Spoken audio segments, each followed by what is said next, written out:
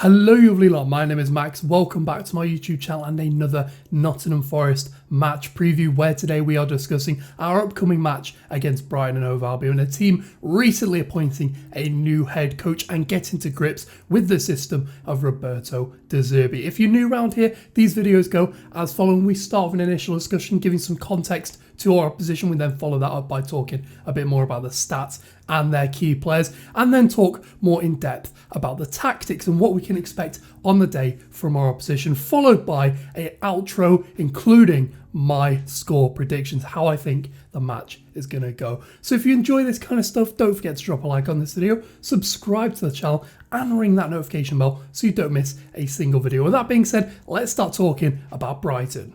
So as we usually do, we start by giving some context to our opposition and what a season it was last time out for Brighton. 9th place in the Premier League, a record finish for them during the Premier League era and a record points tally over the course of the season. And these fantastic performances would attract the interest of clubs around Europe, with Yves Bissouma going and joining Tottenham, Marc Cucurella departing for Chelsea and soon being followed by manager Graham Potter, taking over the helm from Thomas Tuchel, who was sacked a few weeks ago and looking like he's going to do a fantastic job with the Blues. He would eventually be replaced by former Sassuolo and Shakhtar Donetsk manager Roberto De Zerbi, who started his campaign off pretty well at Brighton. And in general, it does feel like the sky's the limit for this Brighton team. They continue to make really smart signings despite the fact their director of football, Dan Ashworth, has gone to join the project at Newcastle. They continue to hire young and exciting coaches, with De Zerbi coming through the door to replace Potter. And generally, they play some of the best football in the league and look like one of the best teams in the league on paper, which we're going to talk about in a little bit more detail as we discuss the stats. So yes, let's start talking about the stats in a little bit more detail, and specifically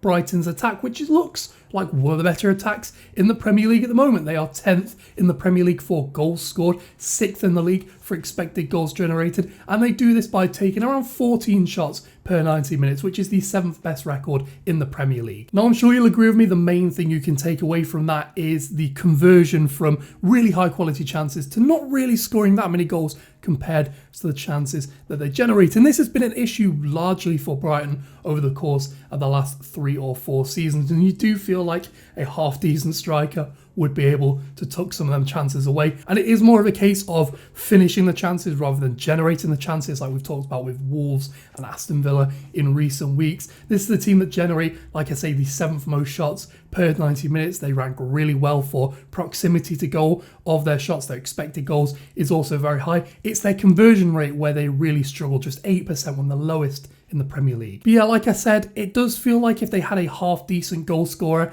in that team, they'd probably be doing better than they are now, at least a Europa League team on paper. But when we flip things over, the defence is so much more crystal clear as to how good it is. It is one of the best in the Premier League. They have conceded the 3rd least goals in the Premier League at the time of recording, have the 4th lowest expected goals tally against, and are one of just 4 teams in the Premier League this season conceding less than 10 shots per 90 minutes, less than Chelsea and around the same as Liverpool. And for all the defensive issues Liverpool have had this season, they are still one of the best defensive teams in the league at the moment. And clearly this is a side built on the fundamentals of a solid spine with decent attacking qualities. And one of the biggest assets for them having this is their goalkeeper, Rob Sanchez, one of the best in the Premier League at the moment. He's a pretty average shot stopper across the last year or so. He is ranked in the 50th percentile of goalkeepers for save percentage at around 70%, meaning he is pretty much bang average for shot stopping at the moment. But is his work without the ball, or I guess not saving goals as a traditional goalkeeper would, that really sees him excel. He's one of the best goalkeepers in the Premier League at coming off his line to claim crosses or claim corners. He's fantastic with the ball at his feet, being one of the best long kicking goalkeepers in the Premier League, and his ability to command the box and then quickly start attacks using his fantastic range of distribution make him a really good blend of the modern goalkeeper goalkeeping stuff, the kicking and the coming of crosses, and obviously being a really solid shot stopper. And I do think long term, if Man United are looking for a new goalkeeper, I do think he would be an excellent replacement for David De Gea. But let's get things back on track. Brighton are overall one of the best teams in the Premier League. They are comfortably, in terms of their stats, one of probably the top 8 teams in the Premier League, could easily qualify for the Europa League. The only thing really letting them down is the quality of finishing in their side, and it does really feel like a top quality number 9, a really good finisher, would be probably top of their wish list in the transfer window. But with that being said, let's start talking about how they generate these chances and what makes them such a good team as we talk about the tactics. So generally under both Potter and now De Zerbi, Brighton have preferred to play a 3 at the back system. They can play 4 at the back, but historically 3 at the back has been what they've preferred, with 3 really solid centre-backs, all really comfortable playing out from the back. Of course, Rob Sanchez in goal, who can create angles in order to help pass out from the back, and attacking wing-backs who can get forward and aid in the final third. Beyond that, though, their shape is pretty flexible. I guess it's a degree of modern pragmatism. They can play with a midfield 3 and an attacking 2. They can play with a midfield 2 and an attacking 3. It really just depends on the personnel they have available to them, and of course, how their opposition is going to play. And of course, there's that degree of pragmatism where you approach it realistically of what you can get out of the game. Either way, there is an emphasis out of possession on being really compact and tight out possession, like I say, being nice and compact at the back, being able to stop the ball from going through central areas, with the strikers coming back alongside the midfielders to create a nice, compact defensive shape. And often you'll see the strikers in these compact areas kind of shadowing the midfield. They're not quite as aggressive as to push onto the centre-backs all the time, especially against a team that can comfortably play around a press like a Liverpool or a Manchester City. Instead, they'll look to shadow the midfield and prevent the ball going from the first stage to the second stage, instead forcing the ball to go around them and into wider areas where, of course, teams are going to be less of a threat. And this is translated really well from Potter to De Zerbi. But one of the real hallmarks of De Zerbi's game, particularly at Sassuolo, was his team's ability to quickly go through the gears in possession and quickly translate from back to front in an attacking sense. When they're in possession, they are looking to stretch the opposition as much as possible. Of course, horizontally, this is something that most teams do, but of course, vertically as well. They're a team that looks to stretch the team as high up the pitch as possible by getting their strikers pressing on to the centre-backs, and then that enables them to create little pockets of space between the lines and in the half space where players can pick the ball up, turn, and quickly transition to an attack.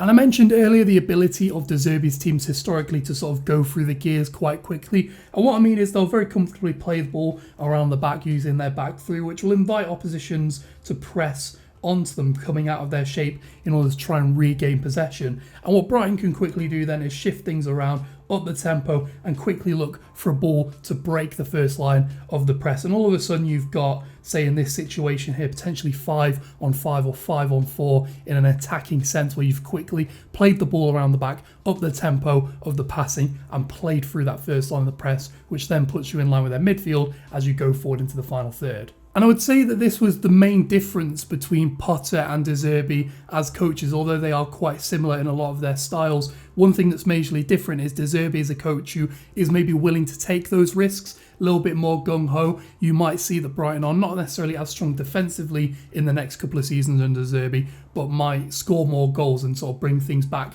onto a level playing field. Whereas Potter's team was maybe more conservative, maybe wouldn't play that risky pass through the lines in order to try and break the first line of the press, or maybe more comfortable at just sort of rotating possession in order to sort of create these openings. And I think that is probably going to be the main difference between the two sides, which obviously as Forest fans we won't really notice, but in a general sense in the Premier League, I think that's where they're going to differentiate as two teams. Either way, expect lots of quick, short, interchanging passing, quite a high tempo of the game, especially as we try and go onto them to try and recover possession.